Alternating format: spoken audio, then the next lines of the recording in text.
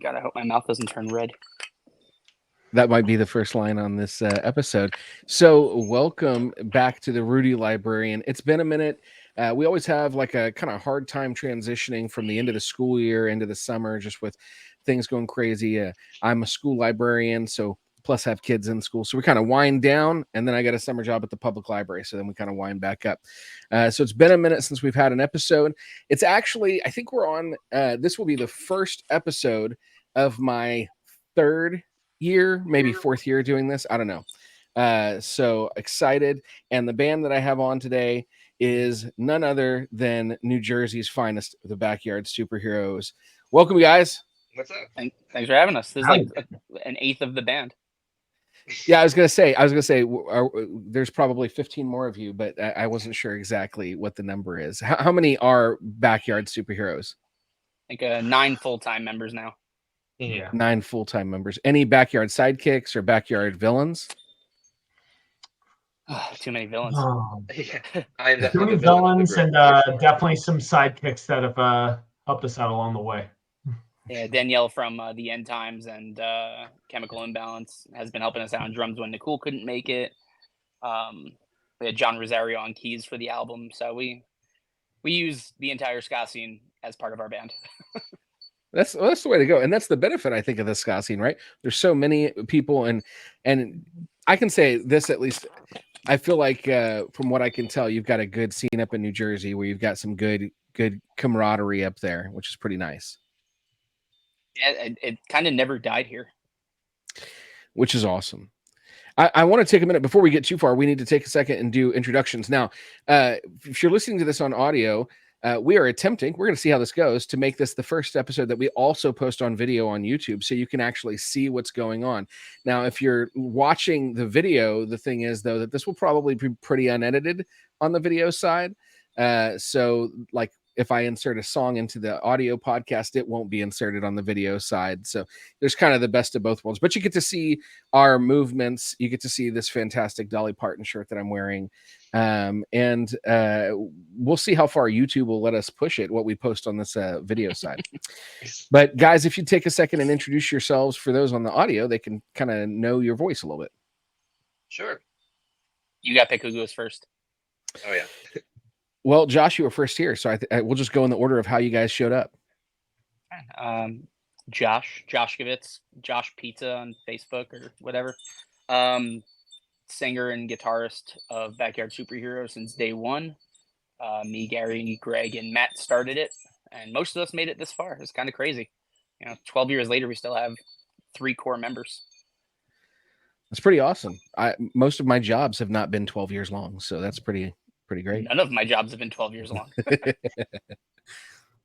I'm Brian S. or Brumpet of the Backyard Superheroes. I play trumpet and also provide backing vocals and gang vocals, hysterical laughter, maniacal laughter on occasion on certain tracks, maybe a sneak preview as well.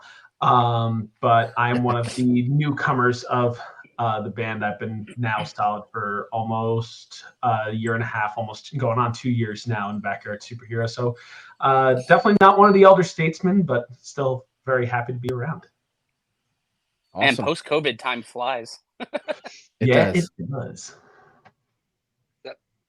I'm Tam. Yeah, we know. And we'll just leave it at that. Perfect. What's up? Singer, guitar player.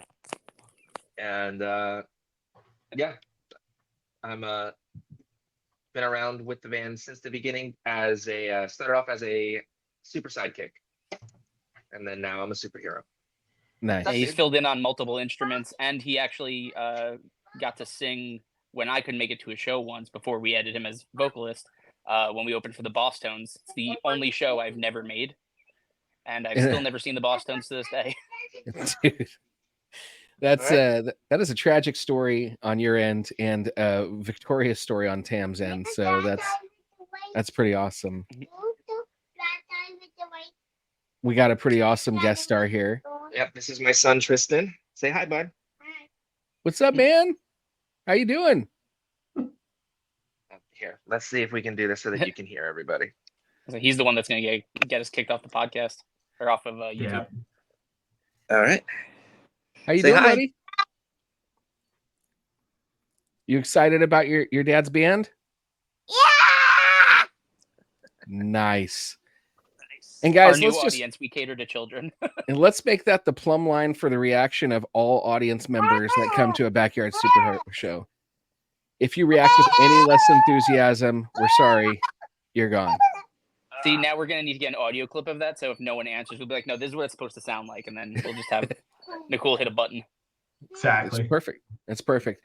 So, Josh, you may be the best one to start off kind of with some of the background. You mentioned a little bit of the history of backyard superheroes, but for people who may not know enough about you or how, may have missed you somehow over the 12 years, tell us kind of how you started and how you got to where you're at.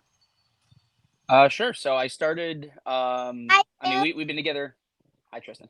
We've been together for about 12 years now, a little over 12 years. Before that, me and Greg were in a band together called Unbearable Slackers. Slackers, don't copyright claim this. We know it was not a great name choice. We're aware.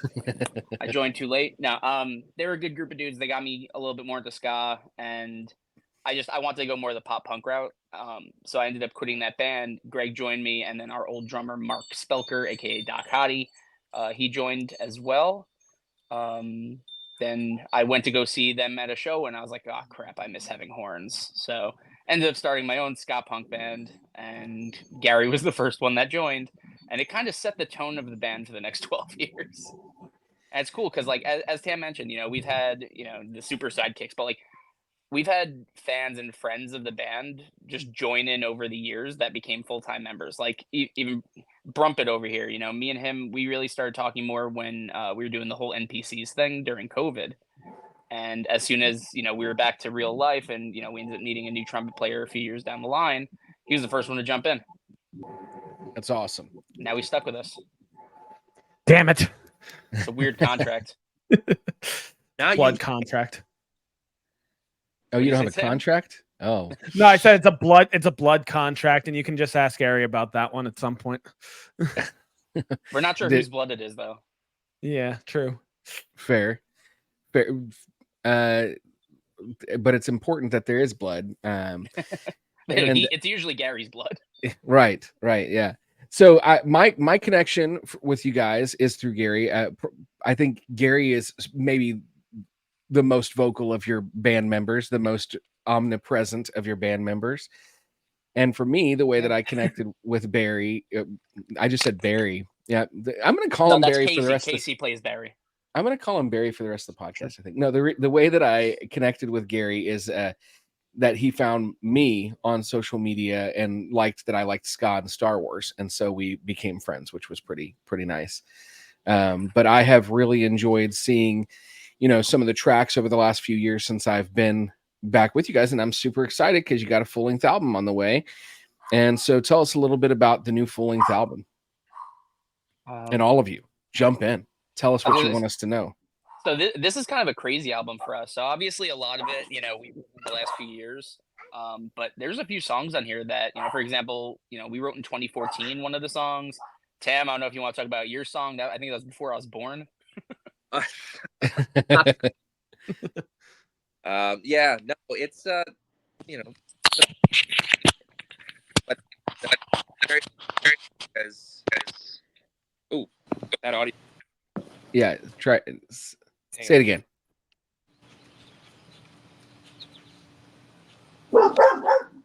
Hello. Yep. Perfect. Cool.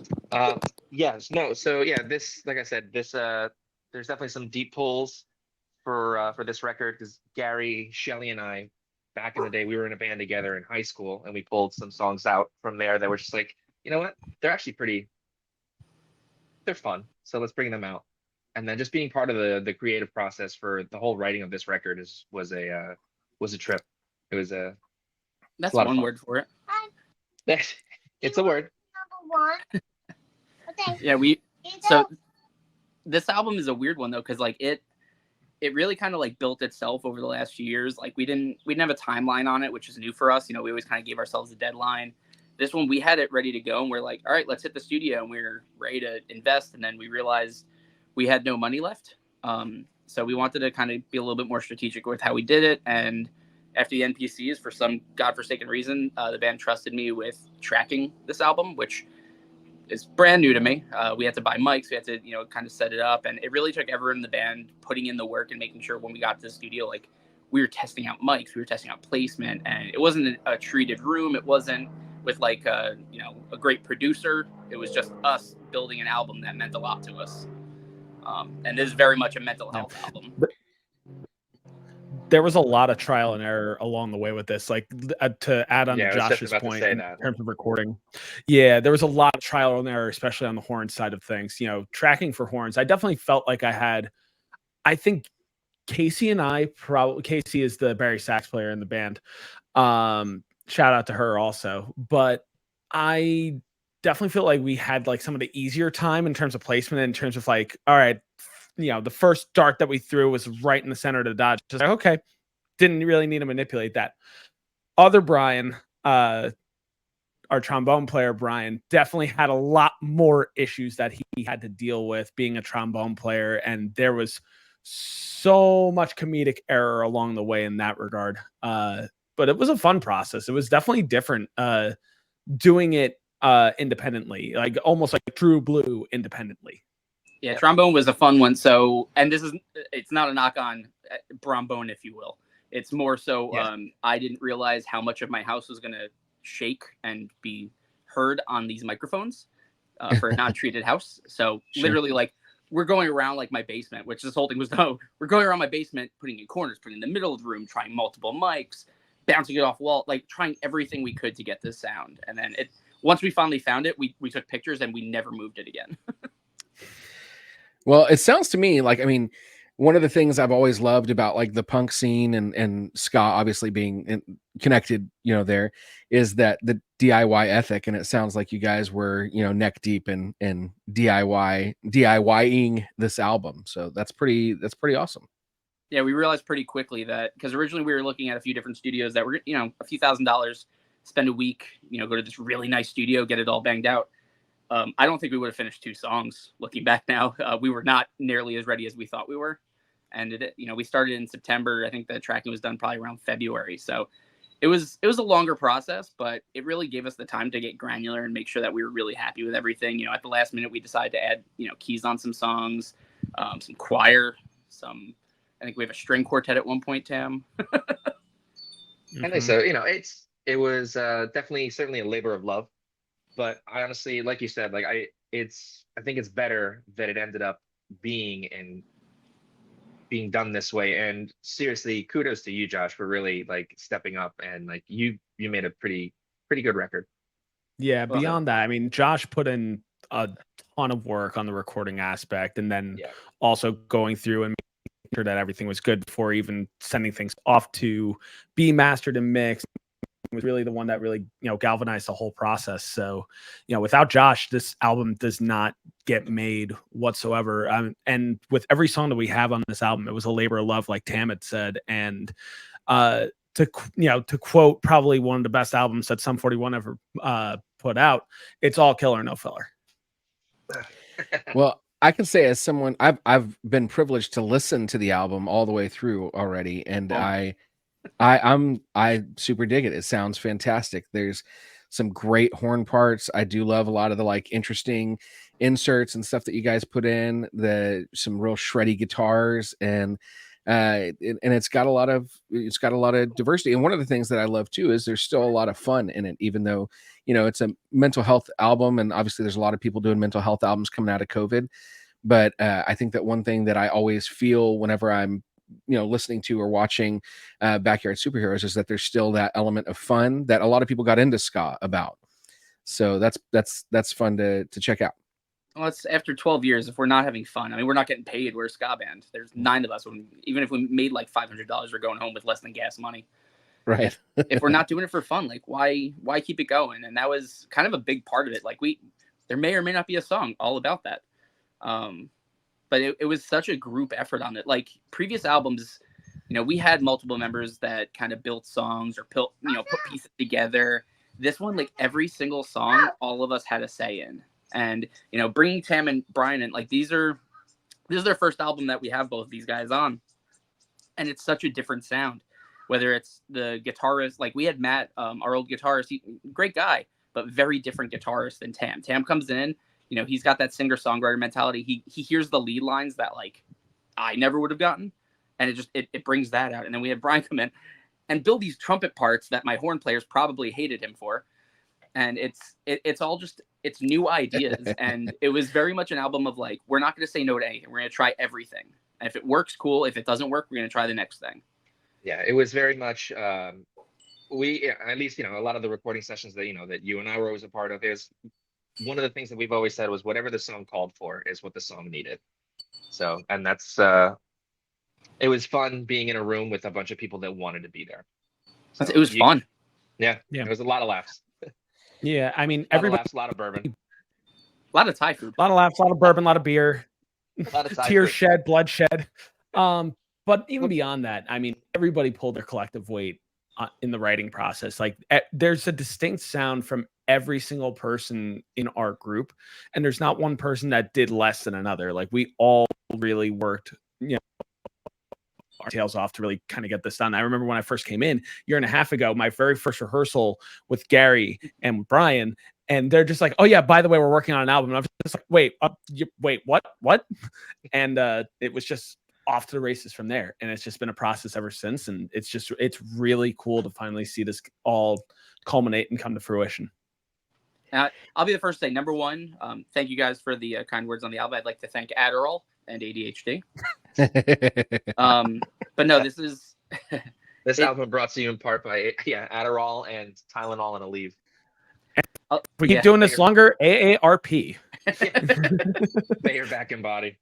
Whatever alcohol the week we had. No, but a lot of it was like, a lot of being a musician is ego, and being able to put aside ego. It's a 12-year process for me to keep going, not being the lead on certain songs, whether it's guitar or vocals. Like it took a lot for me to step down on some of this stuff, but I'm looking back, like I'm so glad that I kind of let things grow naturally and like kind of trusted the process, because old me, I would not have done well with, you know, Tam has what, 2 songs that you're like pure lead on? Yeah, 2.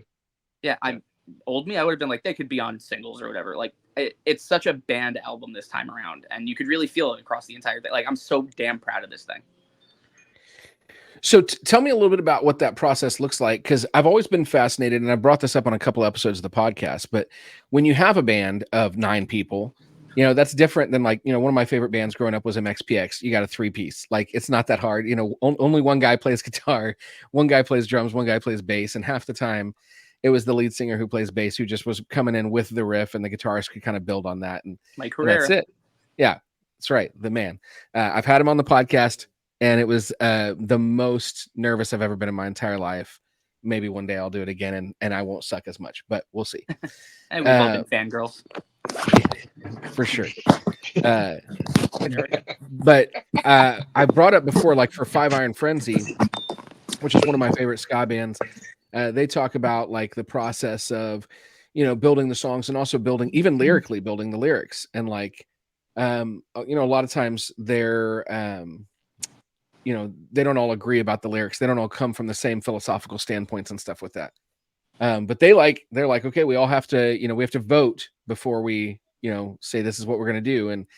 And I'm like, man, that's a complicated situation with like 9 people in a band. So what does that look like for you guys?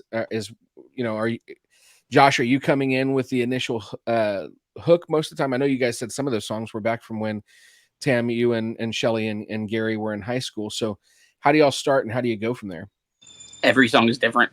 Yeah, it was, it's kind of, for this album, it's kind of tough to pull, because I mean, not even including the songs that didn't make it on the record, because like that was another decision that needed to be made. Like we had some songs that was just like, it was almost too different from everything that was everything that was happening. So, you know, like I had pulled a song back. I was like, I don't think this is going to work for this right now. But it was really just like whoever came up with an idea, it was just like, all right, cool. If you're driving, all right, you drive. And then everybody would, you know, throw in their 2 cents. And it was like, what do you think? It was a lot of just really just open communication. I was just like, okay, like, what do you think? This is what I'm thinking. Hey, I like what you're doing there. Like, how can I add on that? Or, maybe try it this way.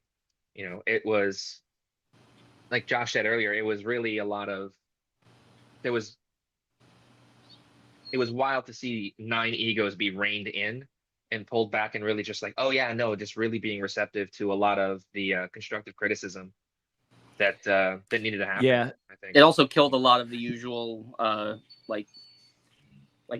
guess brain farts, because I can't think of the word, but like when you like writer's block, because you have 8 other people to bounce ideas. I would be like, all right, I'm stuck on this. Where should we go? And even if we, whenever we go to practice while we were doing the album, at least we would try to have some sort of an agenda, be like, everyone listen to this, everyone listen to this. But every week we would add new stuff on Google Drive. So it'd be like, all right, no one listened to these. They came in yesterday. And, if we got stuck on one song, rather than us kind of just like spending too much time and really kind of obsessing over it, be like, we'll come back to it. We got other ideas. Let's go play around. We make sure to record everything we did, though, because none of us have a good memory. Also true. Zero trust.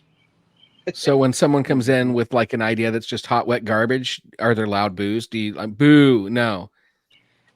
We didn't really run into that. Usually it takes like a week or two for that. Like we usually, like if we were in rehearsal, like especially on the horn writing side of things, we would come up with something in rehearsal. We would record it, like just do like a really, last second kind of video recording so that way we remember for the week after.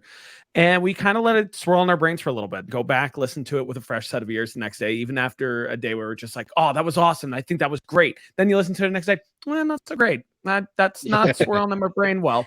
And there were numerous occasions where either I or Brian or Gary or Casey were just like, this is cool, and then it would just turn into something even better. And to be able to collaborate like that, especially on the horn writing side of things, was also really cool. And then the writing side for vocals, to really have a 3-headed monster like Josh, Tam, and Shelly to really kind of like bounce ideas, like just watching you guys in real time. I mean, I'll just like spend for a second on that. Watching our Discord just literally go back and forth on lyrics and writing and different collaboration, especially in the early process, was really cool for me to see kind of like first coming in, because I was just like, wow, this is going surprisingly smoothly. And just watching that kind of process happen as almost like a fly on the wall was really, really cool to see. So kudos to Josh and Tam on that one, and also Shelly too. The real fun part of this album is the fact that since we were all kind of in charge of our own sound and didn't have that timeline and rush, and a lot of it came down to, all right, I recorded this perfect, track yesterday, and I spent like 6 hours on it. And then the next day I'm like, that was terrible. All right, I'm going to do it again. It's right here. So it made it a lot easier to kind of make those calls as we went, because it definitely wasn't like all right, this is ready, let's go to the studio, one take, we're done. Not even a little. Yeah. No. There's plenty of B-roll of some funny outtakes that I'm sure Josh has at his disposal that we'll all get to hear at some point and laugh hysterically. But until then, just funny memories in the back of our brain of just like, it could have been one and done. There were certainly a couple moments for all three of us where it was one and done. But then others that were just like, we're going to get this down. We're going to get this down. There's going to be tears shed. It's going to be okay. Going to cry in the corner afterwards, but we're going to be fine. That's it. I may or may not have thrown my guitar in the garbage at one point in time. I don't know. I saved it, don't worry. And I was going to say, it was a constantly evolving project, but there was some time it was devolving as well, Oh, sure. Yeah. After a couple shots and like an hour of practice, it's not necessarily as productive as it was when you started out. Yeah, there is such a thing as too much WD-40. Yeah, it also turns out that everyone in the band has some sort of ADHD, because not one of us was able to focus for more than like 30 minutes at a time. Nah. Fair. Mainly because there were dogs involved. I do want to say real quick, just on a technical note, Brian, sometimes when you're talking, it sounds like your microphone is clicking in and out. I don't know if there's a connection problem, but I only hear it when it's you. So just a heads up that's going on. Yeah, it seems like a network issue. Yeah, I'm going to adjust my my settings right now and see if that helps. Yeah, okay. Get it together, bro. Get it together. Oh, man, I'm trying. You're supposed to be the pro here. You're giving Brian's everywhere a bad name, and as a Brian, I find that offensive. The shoemaker over here. I shifted to standard definition to see if that helps, but we'll kind of monitor as we go. If I have to close another tab here, I can definitely do that. That's okay. Just mess with us and just stop talking halfway through a sentence. The whole time he's just been doing it on purpose. You said this was going to be the first live or the first one that you were put on the YouTube, right? Let's make it interesting. This is also our first interview we're doing on the album. Yeah. And I'm so glad that it's me. I do have to ask a question real quick. This is anyone can answer this, but Brian seems like the appropriate person to ask. Is Brian, the trombone player, also a Brian? He is the appropriate spelling of Brian, and I'm very touchy about that. Anytime I go to Starbucks, they're like, "Oh, your name?" Just like, "Oh, it's Brian with an I." Which, funny story. That one fun. One time I said, "Oh yeah, it's Brian with an I." I get my cup back, and it's Irian. So somebody was definitely trying to be funny at Starbucks one time. But is what it is. I mean, I don't know others that are spelled Bryn, but they just know they're wrong. You're right. They are wrong. That's correct. And you're still having those connectivity issues, so you are, like, as soon as you said, "Let me tell you this story about Starbucks." Click, click, click, click, click, click, click. I'll see what I can do. We heard most of it, though, so. Okay, it worked out. I will say also, as a Brian, I don't know how old all of you guys are, but I do. There was a period where Dane Cook had a comedy piece about how there's always one group one guy in a group that everybody hates, and his name's Brian. I always think and we keep two around. There's a spare. Yeah, so they never know which one of them it is. You just have to yell, "Oh, come on, Brian." Yeah. Okay, well, I want to ask a question. I'm going to step off the album for a second, and I want to go back to sort of the connection for you guys with ska, and just kind of find out what was the first ska band for you guys that you heard and dug, and even album, if you can remember. What was the connection for you? So I have a weird story on that one. Go for it.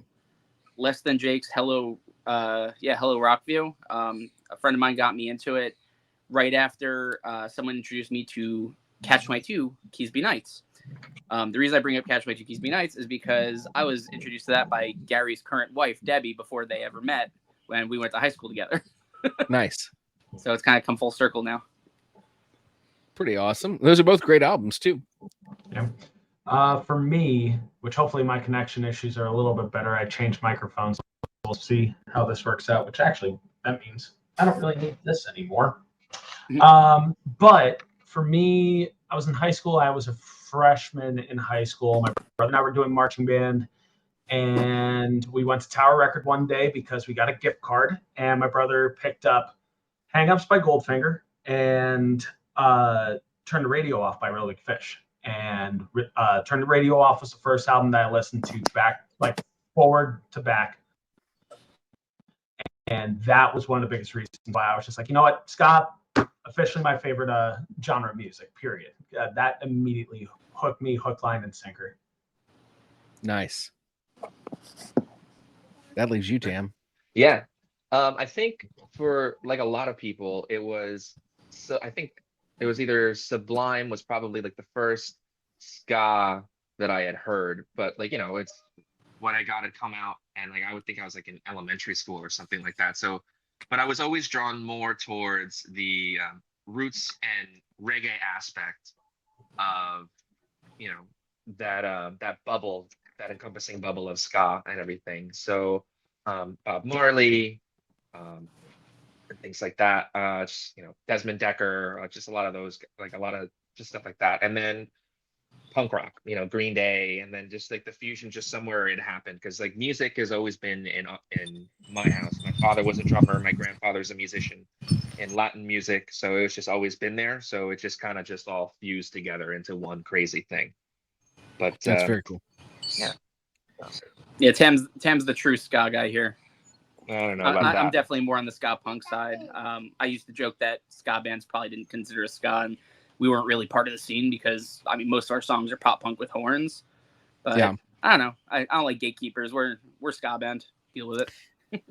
I agree about the gatekeepers thing, and for me, I've talked about this a lot on the podcast, but my introduction to ska was really through the Christian rock scene, because I was really involved in the Christian rock scene. So it was the Supertones and Five Iron Frenzy and the Insiders were my first 3 bands that I really heard. And they're all quite different from each other. You know, you've got Supertones with hip hop vocals, and the Insiders have like a Boss Tones growl to their voice. And then you've got, and also the Insiders were like most well known for doing like ska, core, punk, whatever covers of like worship songs, which was, you know, different. But definitely loved it back then. And then Five Iron Frenzy, who at the time was like the silliest band. I mean, they had serious songs too, but a lot of really silly songs. So it was we only had a few bands and they were very diverse, but it was kind of fun connecting. So I also want to know, like, what is something that is very not ska that you would say influenced you in some way leading into this record? Listen to a lot of Sum 41's latest albums. So there's a few songs that get a little shreddy. I'm going to call out Dave Brown sound on that for influence. Right on. Yeah, I think a lot of us just kind of have different genres of music that we all listen to outside of ska that really throws us in different directions. Yeah, I think so. I mean, like Josh said before, like I come from a big singer-songwriter background mostly. So like, you know, I had that, but at least like for a lot of the chord progressions and like the stuff that I, you know, contributed to, it was a lot of R&B and jazz that I was listening to. So that's just kind of from that. Yeah, Darth Vader and his son. Yeah, for me, a lot of jazz that I was listening to as well. I mean, as a trumpet player, 2 of my big trumpet heroes, jazz-wise, are Dizzy Gillespie and Miles Davis. So, you know, you have, you know, the wickedness of Dizzy Gillespie and the bebop era and just like throwing a ton of notes at the wall with the reservation of like Miles Davis, you know, hitting with an idea, letting space happen, and then hitting back at it with another idea. That's definitely kind of influenced me. It's just like, okay, I could throw more in a dartboard, but less is also more. I'm also going to say there's one artist that kind of like, it doesn't fit in with the rest of, at least for me, my influences. But during the last few years, I got really into this artist named Ren, who he does a lot of like hip hop and rap around. I mean, he does every genre, but like mainly hip hop and rap is what he's known for around mental health issues because of stuff that he's been through. And that kind of helped me open up a lot about the stuff. You know, there's a few songs on here that I get pretty personal as far as depression and anxiety goes. And yeah, that's one of the artists, him and NF. That's another one that, you know, really stands out. I just, it feels real. I don't like singing about stuff that I don't know much about. That's why you never really hear me talking about like going to college parties. Like I wasn't that guy, so I can't sing about it. Yeah. I like singing about stuff that actually means something to me. That's awesome. I know NF. I like NF's music a lot. I don't know Ren very well. I think I may have heard a song from them before. The name sounds familiar, but yeah, that's awesome. Some awesome references. Tam, you mentioned genres, but you didn't really mention any artists. Are there any artists specifically, the singer-songwriters or the jazz or R&B that were specifically influential to you leading into this? Going into this, it was a lot of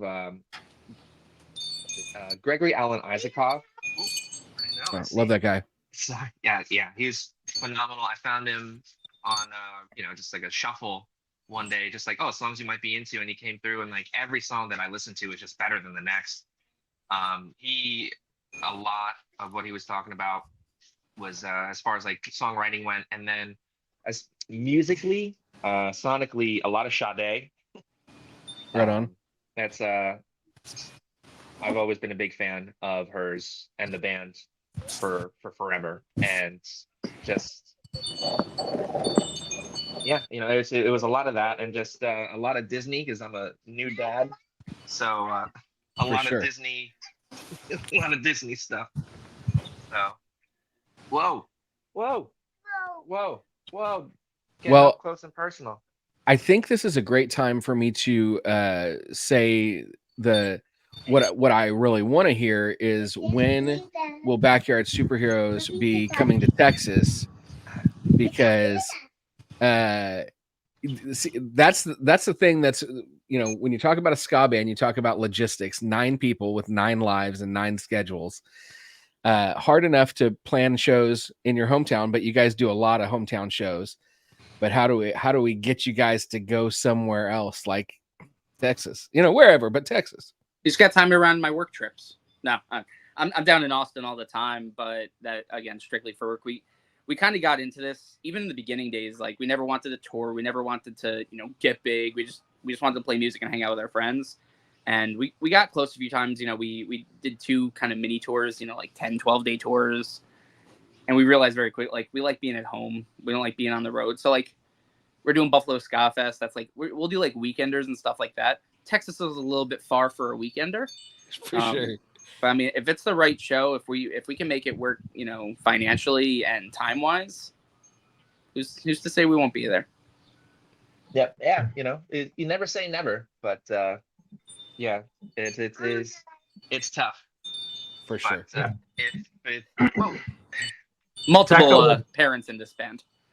Yeah, tackle what Tam was saying. A lot of lives to manage in the band as well. For me, I'm a teacher by trade, so between the months of September and June are usually a little bit dicey to try to do things midweek.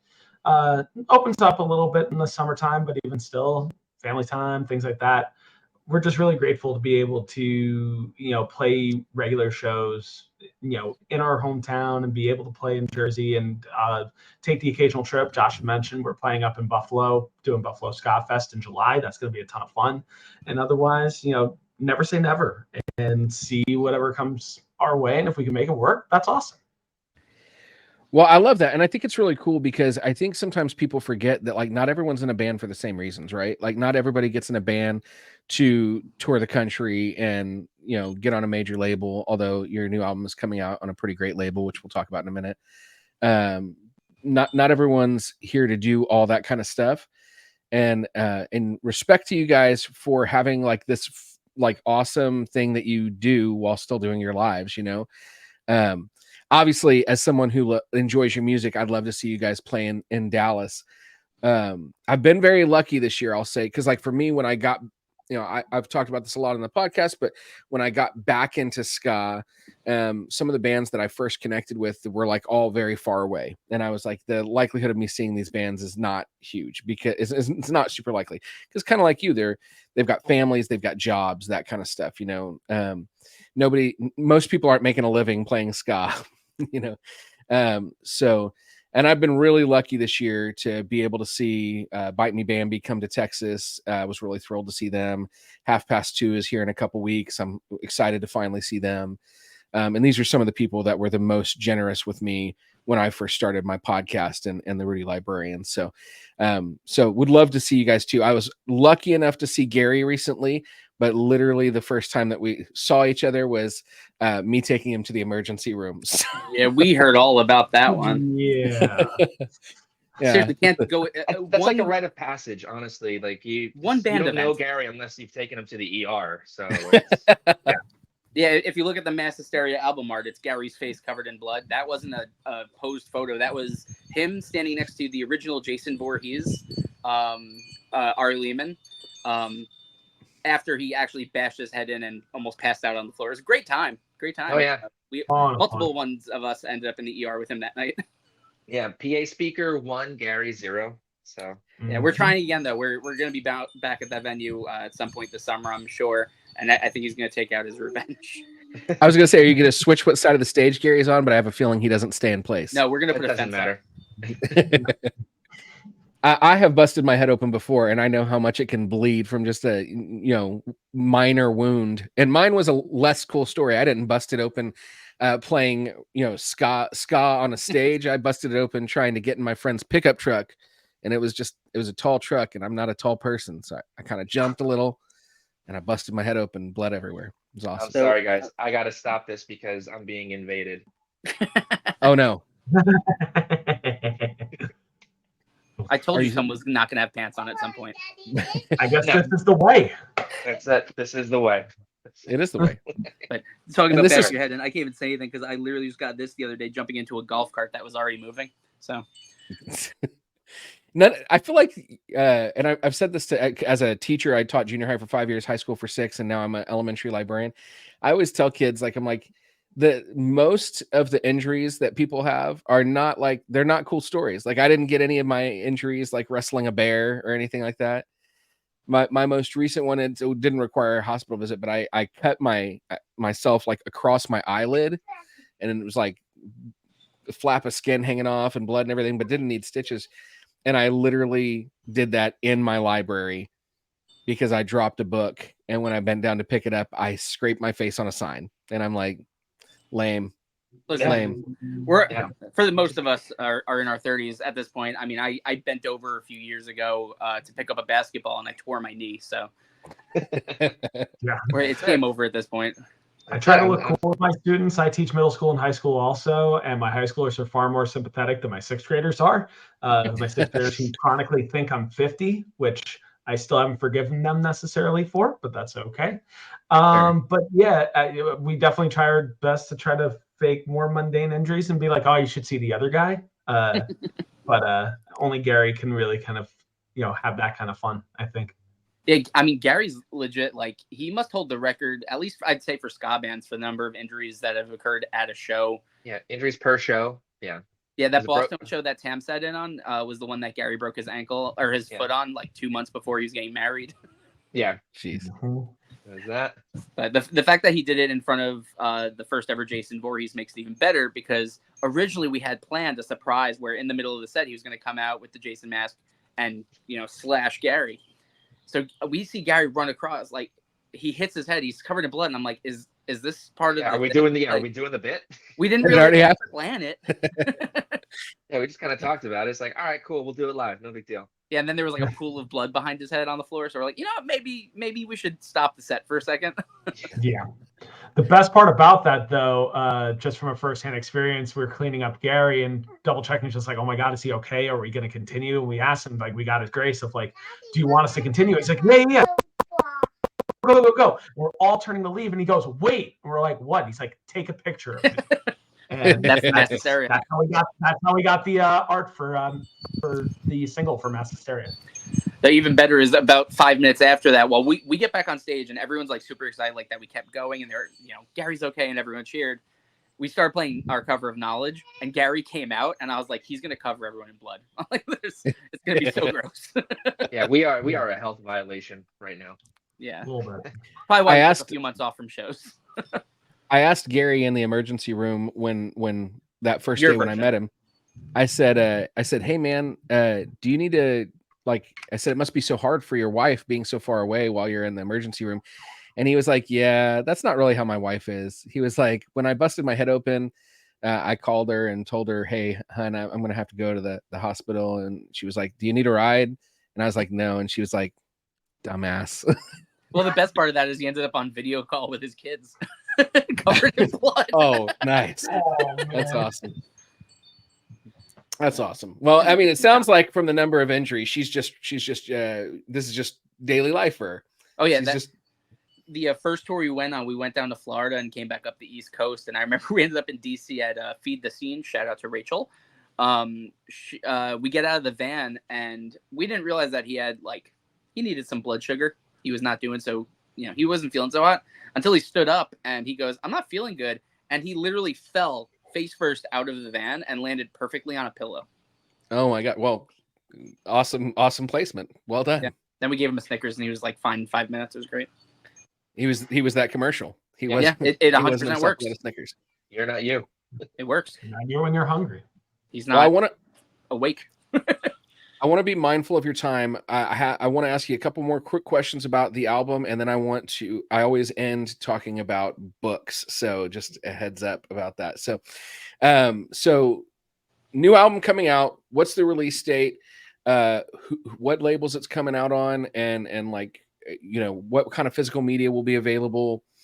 New merchandise, that kind of stuff. Tell us about it. June 28th is the record release.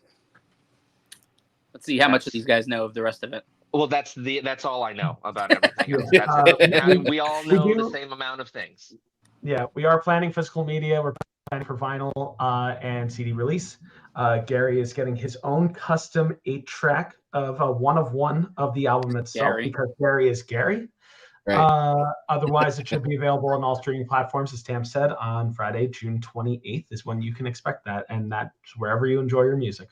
And that vinyl will be coming out on Jump Bump Records. And as far as we're aware, they're going to have a variant, and then we're going to have our own variant that's only going to be available at our live shows.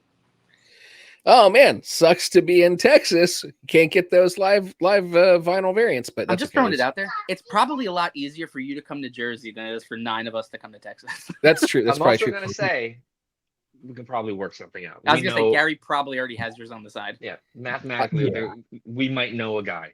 Yeah, we fair. might know someone in the band. Well, and I was going to say, Jersey. You guys can speak to this for a minute, but I feel like Jersey gets a bad rap. No, a lot. It's all true. But okay, but I was gonna say like it's kind of one of those things where once you are looking for something, you see it all the time. It's like after I became friends with Gary, and it's like all of a sudden I would be like, oh man, this band's really good. Where are they from? Jersey. Oh, that's cool. Hey, I really like this author. Where are they from? Jersey. Oh, wow, that's fantastic. It's in the water. Yeah, I just keep finding more and more things that I like in Jersey, so I feel like I should come. It's really just pizza and music. Pizza, music, bagels, and if you're into the shore, going down to the shore. Midway, and depending man, on get which a good hockey cheese team. Yeah. Which reminds me too, I'm trying to remember, and I feel so bad that I can't remember his name right now. Okay, Cory Booker, Jersey Senator Cory Booker. I saw an interview with him when he was dating, and now I'm losing her name, the person that stars in Ahsoka, fantastic actress. Rosario Dawson. Yeah, there we go, Rosario Dawson. And he was interviewed, and he said that Jersey pizza is better than New York pizza. And there's a little conflict between them on that. You agree? You agree? Tell me what's better about Jersey pizza. I like my pizza to not be floppy and having everything falling off of it. I want that cheese melted, but a little bit crispy, thinner slices. But I like Jersey Shore pizza because one slice is like this big, and it's just perfect. Short slice is good. With me, I live up in northern New Jersey, and there are definitely a decent chunk of northern New Jersey. You cut out there. I cut out. All right. Well, I like, in northern New Jersey, there are definitely some good spots with good undercarriage. When I say undercarriage, like good crust at the bottom of a slice of pizza. So I definitely do like that. Just a good standard cheese slice, not too oily, just good crust. I can eat the whole entire thing and not leave any bit out of it. That's what I'm looking for. And with New York, sometimes that can be the case where it's just like sometimes it can be a little spongy. And I don't want to have to rip through a slice of pizza. So, yeah. People always give me crap for it, but I always go straight for the plain slice for exactly what you said. I want to know what the pizza is going to taste like before I try all the sides and the toppings. And if it's a place that just says, like, there's no name, it's not like some Italian guy's name, it just says the word pizza, you're going to get a good slice. Usually. Nice. Yeah, that's fair. This brings up another Jersey conflict. Oh, Tam, did you get to answer? I'm sorry. Any additional? I was just going to say, no, I'm going to try and just be neutral here. I think there's strong points to both New Jersey and New York pizzas, as long as we all come together and defeat that foe that is deep dish Chicago casserole. It's a casserole. It's gross. Yeah, so, it's not pizza. Though their thin crust is surprisingly decent out in the Midwest. Yeah, I like a good bar pie. I feel like the Midwest definitely has some decent bar pie. Well, this brings up another conflict that I recently saw. I was watching like a long YouTube video thing, and this guy was from Jersey, and they were going to visit him. And so he took them to this restaurant, and he said they had to have a pork roll. This is the thing. This is not a Texas thing, so this is a Jersey thing. And apparently there is a battle, whether it's called pork roll or Taylor ham. And I was told that this is a North versus South thing. Gary's response to this was, yes, there is also a Central Jersey, but people forget about it. So tell me what you think about this. Is it pork roll? Is it Taylor ham? And why should we know more about Central Jersey? I'm going to take this one real quick. I think being in New Jersey, the main thing that you have to have just to say that you're from New Jersey, people always call us aggressive. They say we like to argue. They have no idea.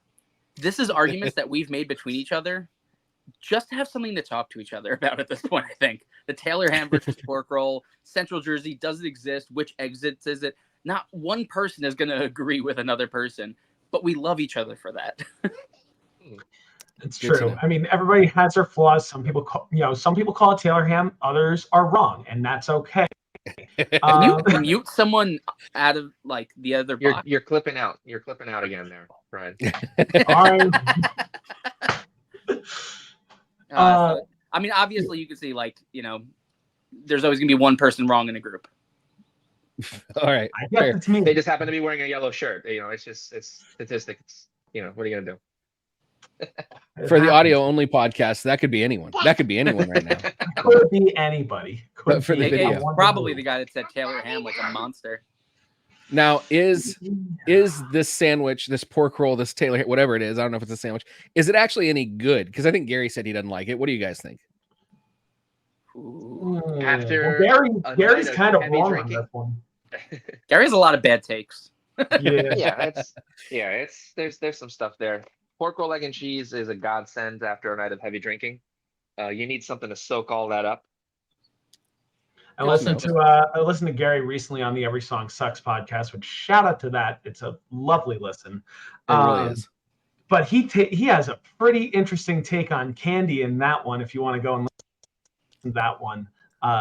So if you were ever wondering if Gary had interesting takes on food and opinions in general, go and listen to that and let us know what you think. Taylor Ham, it's fantastic. Whether you have it alone with just some eggs on the side, or if you have it on a bagel or just a Kaiser roll, whatever, it works well and definitely does a lot of heavy lifting after Tam said after a night of heavy drinking. You guys see this? Even Brian's mic is trying to shut him up. Yeah, it keeps saying it's just like you said pork roll wrong, so we're gonna say it for you. Yeah, it's like, all right, we're gonna censor this for you. It's stupid. If you go back and you listen to all the episodes of the podcast where I've talked to Gary, or we had a Star Wars podcast for a while called Starlight Beacon, which may or may not be coming back in some form in the near future. Then you'll see some of his other takes that some may call bad, like his favorite Batman movie, or whether Monster Squad is better than Goonies. Also, don't watch comedies with him. He doesn't like comedies. No comedies, huh? No. I will say I love Monster Squad and Goonies a lot, but to say Monster Squad is better than Goonies, it's hard. I don't know. I really like them both. You can hit them. It's fine. It's close at least. No so the last question that I usually ask everybody is I always try to ask, what is a book because I'm the Rudie Librarian. I started this originally to share books with people, and which is something that we're continuously trying to work on to get more people, more authors on and stuff like that. Got a few down the pipeline. But what are some books that have, a book or a couple of books or something that have been really meaningful to you that you'd really recommend? Or what are you currently reading? You can answer any of those questions. Right on.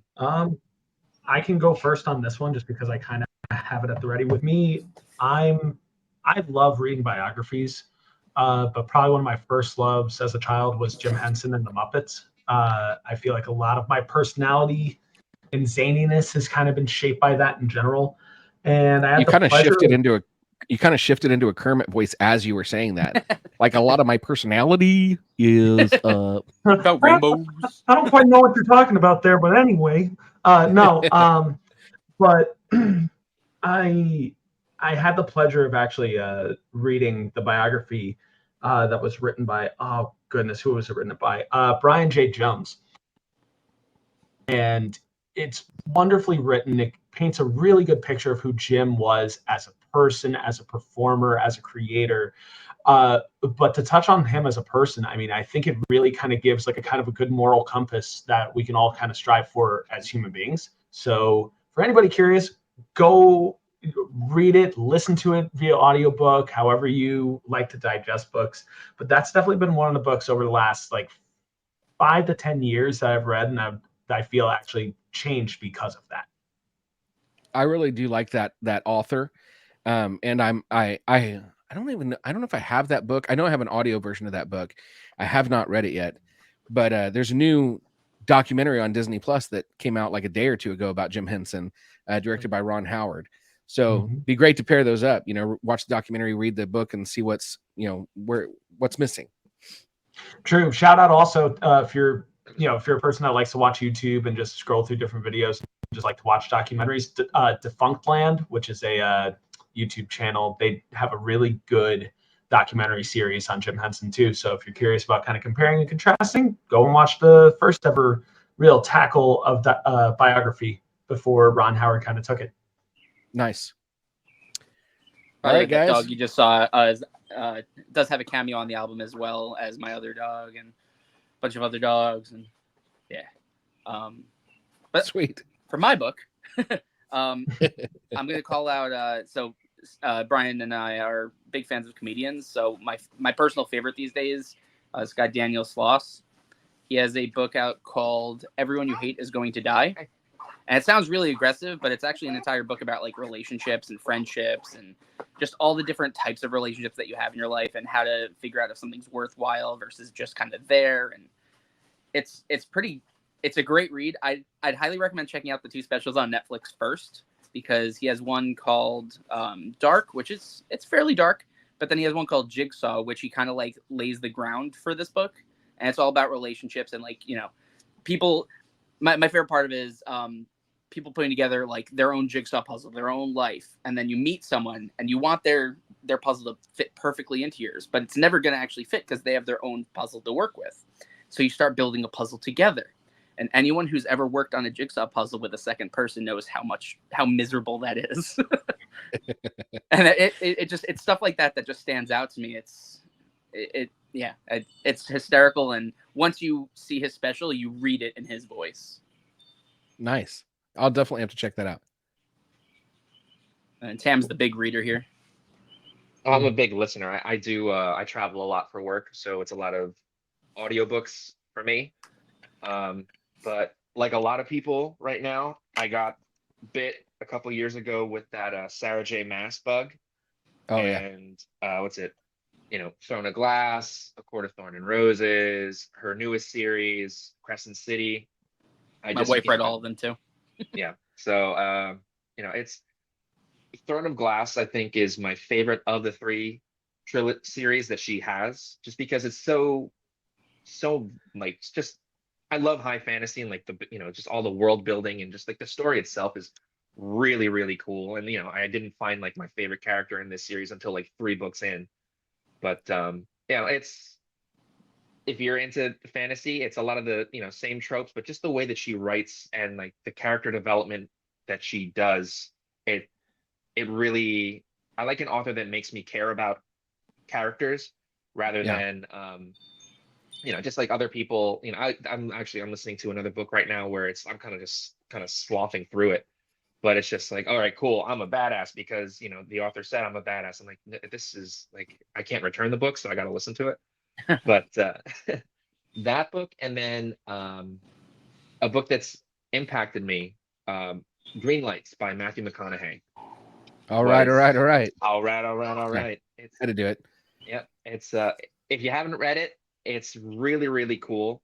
Listening to it is a lot of fun. He narrates it. He reads it, so you're doing that. And it's kind of just like sitting down and having a, just hanging out with Matthew McConaughey. Excuse me a second. Dad life. Yeah. Yeah. I love it. I know it. So yeah, it's a lot of fun. Being a dad's awesome. Being a parent kind of sucks. At least you got to do it while not actually growing up. It works out nicely. Yeah, so that's pretty cool. But I barely know where I am half the time. But I highly recommend Green Lights. It's really, really cool. It's a not so much a memoir as it is just a collection of thoughts and experiences, and it's really, really cool. There was a period there where we really thought he was going to run for governor, and here in Texas. Yeah. And I'm not going to lie, some of us were excited about it. Certainly over our current governor, but maybe just in general. Yeah. There's a backyard superhero song called "What Could Go Wrong." Yeah. So make sure you check it out. We had a moment where Gary was here and we were talking about something. I think we were talking about libraries and how right now librarians are really under fire. All over the country, but especially in a couple of states, and we're one of them, and I'm a librarian. And so I was trying to explain. He's like, why are people thinking that? And I was like, because it's Texas, Gary, and because our governor personally called out high school librarians for a couple of books that they had in their library, And so those librarians received death threats from like millions of people. And he was like, oh yeah, I forgot Texas is kind of crazy. I was like, yeah, it is. But we live it. There's a lot of beautiful things here too. Like Matthew McConaughey. He is a beautiful man. I like Austin. Austin's good enough.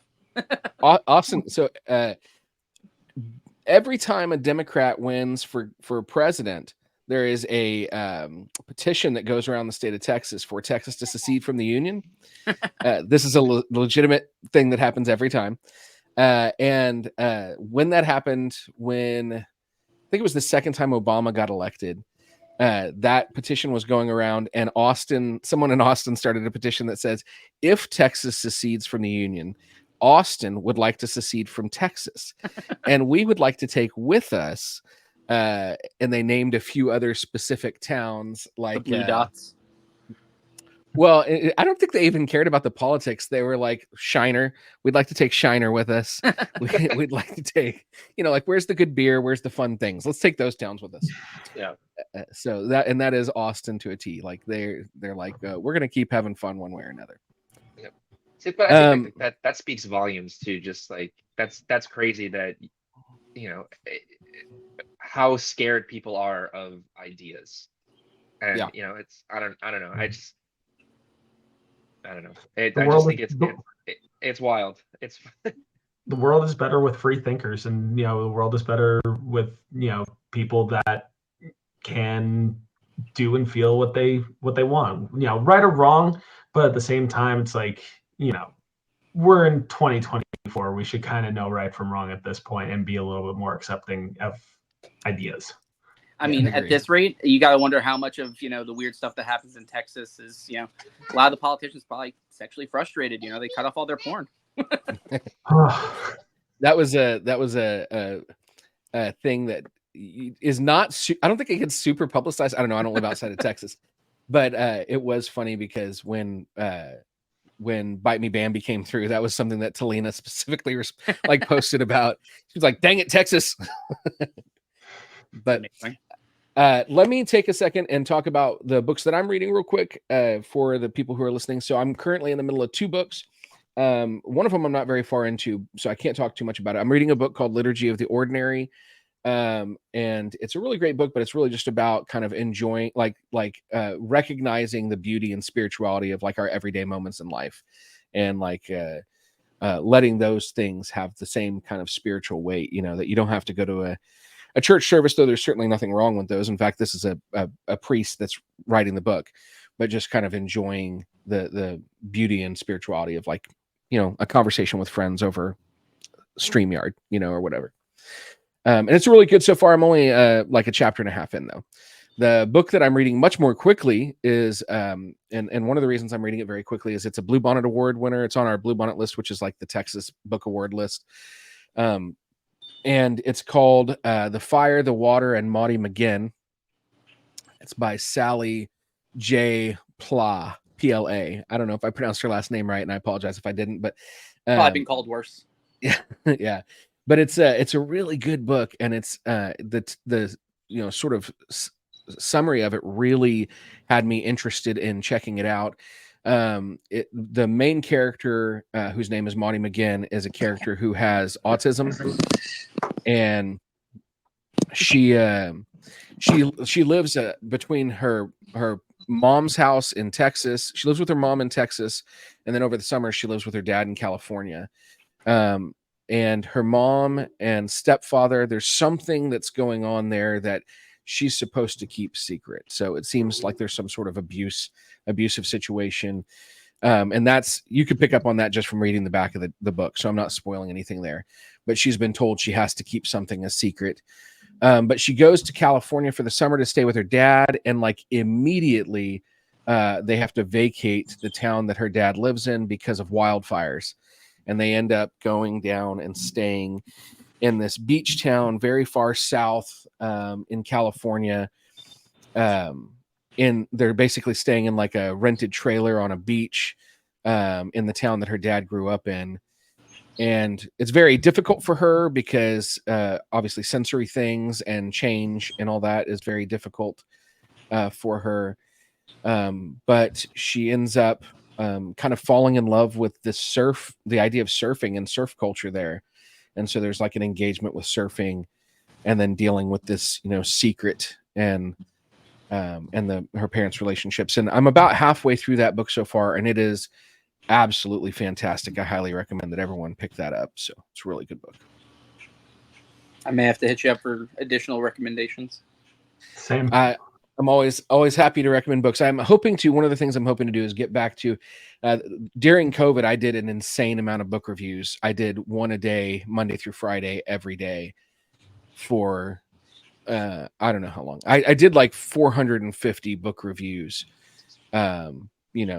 within like a year. Cause at one point I was doing, both a junior high school age book and a elementary age book, a day. And I haven't done them in a while, and that's kind of something that originally drew a lot of people, like made people interested in what I was doing. And I was like, I got away from what I was doing, so I need to get back to that some. Back to the roots. Yeah, the beginning, you could say. Indeed, indeed. I'm really glad to meet you guys.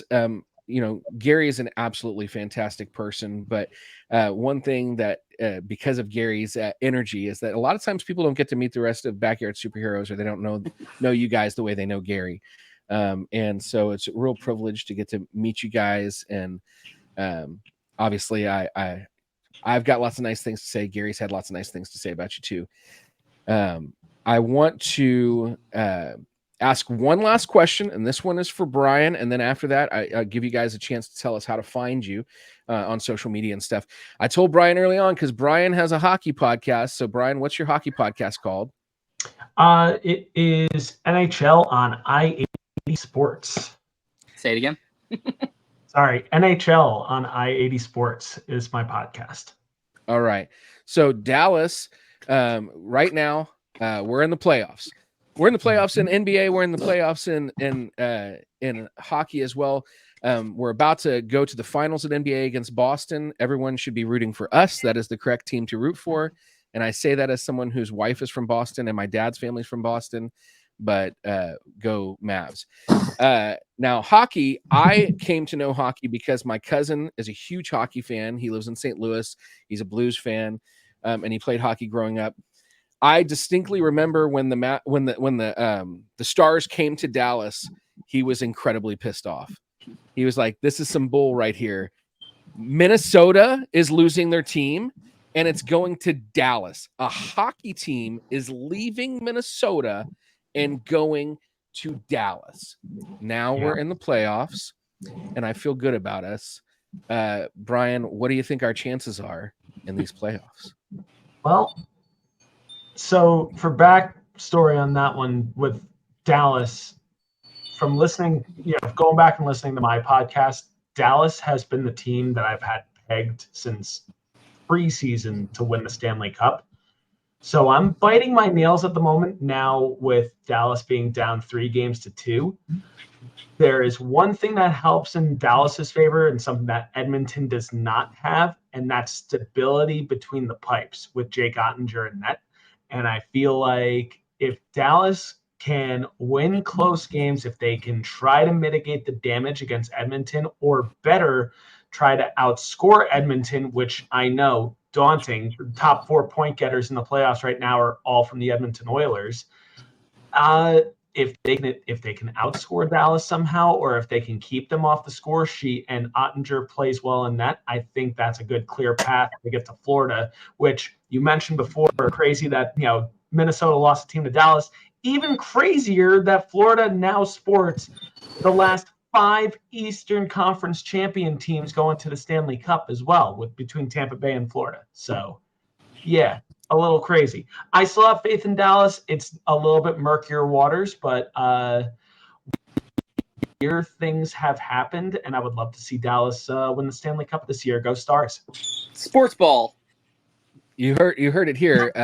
Everybody supports Dallas, both Stars and Mavs. I don't know if you guys actually support Mavs, but I'm saying you do. I support Luka. I support Luka too. Fair. Anybody here? When I was sending emails out to you guys, one of you guys had Red Sox somewhere in your email address. Are one of you guys a Red Sox fan? Oh, That's okay. Brian. All right, We he don't let didn't him come. be on these things. All right, fair. Well, and I was gonna say I didn't know how Gary and him can get along because I know Gary's a Yankees fan, so They just don't come to the same practices. fair. Yeah. You just keep them separate, except that we record them on separate tracks and use a cardboard cutout for one of them at shows. Listen, Fair. I didn't think so. Brian initially, Brombone, other Brian, came in originally as a backup because our old trombone player Lou lived in Philly. He couldn't always make it, and he became a full-time member. And I honestly thought that him being a Red Sox fan was going to become an issue. Yeah, understandable. Gary's got those strong opinions you don't get against. You know, that was one of them. Yeah, I do know he specifically hates the Red Sox. So, but I mean, I don't know any Yankees fans that don't. So it's fair. Did he ever tell you the time that we went up to Fenway and wore Yankee shirts to a game against the Red Sox? He did not. Yeah, we had a bottle thrown at us by a woman in the cheap seats. Like, we literally spent as little as possible to do this. And it was the game where A-Rod got hit in the first inning, and then the second time he got up hit a grand slam.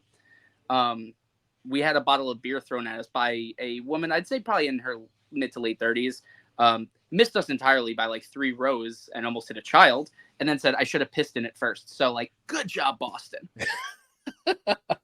Classic. Yeah, you know, there's some great things in Boston. Like I said, my wife came from there, my dad's from there. Boston's Not a great always town. not always all of their sports fans are the classiest. Not always all of them, you know. I mean, that's probably sports fans in general. I mean, that's probably every town. We live pretty close to Philly, where whether they win or lose, there's going to be cars on fire. Fair. Usually, yeah. Jersey doesn't have great Devils fans either, but at the same time, the ones that are great, you know, certainly make up for those that whine and complain a little bit too much. Yep. We do the best we can. And that's all anyone can ask, really. That's all anyone can ask. And if we're going to be mad about something, let's be mad about sports, and that seems like a good thing. So tell us how we can find you individually. Obviously, the band Backyard Superheroes, just look for them everywhere on all the social medias. And what about you guys? Josh Pizza Hershkovitz on Facebook. If you can't find me with my last name, you could probably just type in Josh Pizza. There's not a lot of us. Adventures with Joshkovitz on Instagram, or Fake Famous Photography for the photo and video side. That's true. And I didn't even mention you're a really talented photographer, so that's really cool. Thank you.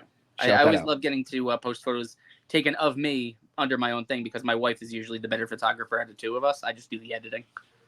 Nice. With a question like this, I always think of Mitch Hedberg, the late great comedian Mitch Hedberg. You've probably seen this next guy at the store, just like, hell yes, I have. So yeah, you can find me at the store, or you can also find me, Brian Singer, on Facebook as well. I have a YouTube channel, Brian S., where I have some random trumpet covers before I ever joined Backyard. So if you want to check those out and see how I progressed over the years, cool. He's also not that other Brian Singer. Also, I was about to say, how did we get this far in the podcast? I didn't realize your last name was Singer. Not that one. Yeah. Oh dear God, not that early one. on. We're gonna be like, it's Brian Singer, not that Brian Singer. Not that back in the 90s, you know, when the X-Men movies were coming out, it would have been like, yeah, my name's Brian Singer, but now it's like, no, wait. No. Now it's Brumpet. Yeah. Yes. Fair. At least you spell your name right. He spells his wrong, I think. So yes, he does. And that's where I get the wrong from. Mr. Garcia. You can find me at Tam Garcia 86 on Instagram. That's the platform I use the most. I do have a Facebook, so you can find me there as well. It's just my name. That's it. All right, guys. I really, really appreciate you guys taking the time to chat with me. I know you guys are all, you know, have busy lives and stuff like that, and I'm incredibly grateful. I'm looking forward to the new album coming out. It sounds fantastic. One way or another, I will definitely have a copy of it on vinyl, and I'll be spinning it. So yeah, awesome. I'm Thank you sure for having us. You'll probably be the first one to get to, you know, post some of our new songs anyway. I'm sure Gary's already telling you which singles to put out early. We'll see what happens. Yeah. Well, I will be respectful. I won't. Yeah. Sorry to step over, but thanks for taking the time to interview us too. Yeah, for sure. Yeah. All right. I'm going to end the recording, and have a great day, guys. All right.